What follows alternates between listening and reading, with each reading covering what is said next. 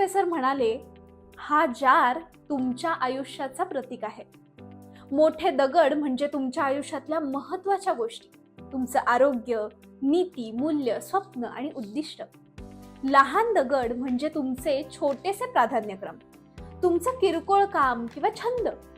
यातील वाळू आणि पाणी म्हणजे तुमच्या जीवनातील क्षुल्लक गोष्टी, ज्या गोष्टींना खूपसं महत्त्व नसते.